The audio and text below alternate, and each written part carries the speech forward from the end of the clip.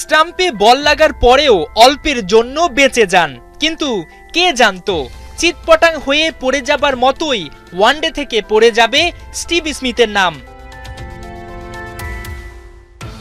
মঙ্গলবার চ্যাম্পিয়ন্স ট্রফিতে ভারতের বিপক্ষে সেমিতে হেরে ভেঙেছে অজিদের ফাইনাল খেলার স্বপ্ন।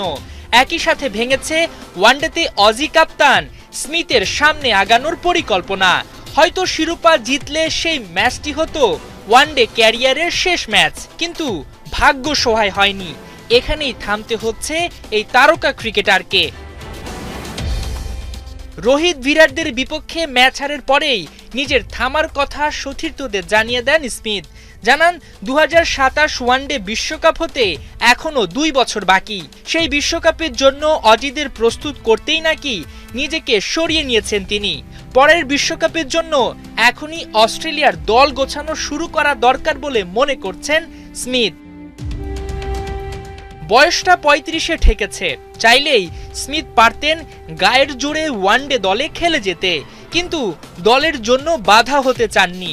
পরের আইসিসি ইভেন্টের জন্য অপেক্ষা না করে এখনই নিজ ইচ্ছায় সরে গেলেন। হয়তোবা ভেবেছেন তিনি দলে থাকলে তাকে নিয়ে পরিকল্পনা করতে হতো মাইটি অস্ট্রেলিয়ার, সেক্ষেত্রে নতুনদের জায়গা নষ্ট হতো। পরের বিশ্বকাপে যাতে দল কেবল অভিজ্ঞতার কোটা বিচার না করে, সেজন্য নিজে সরে যাবার মাধ্যমে নতুনদের সুযোগ তৈরি করে দিলেন।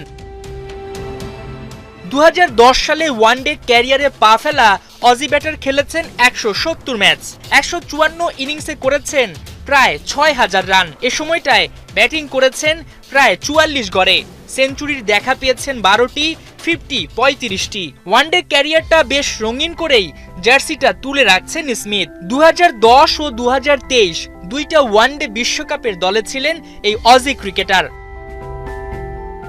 ওয়ানডেকে বিদায় বললেও টেস্ট ও টি-20 ছাড়ছেন না স্মিথ। টেস্টকে উপভোগ করার পাশাপাশি 2028 অলিম্পিক্সে খেলার কথা বলছেন।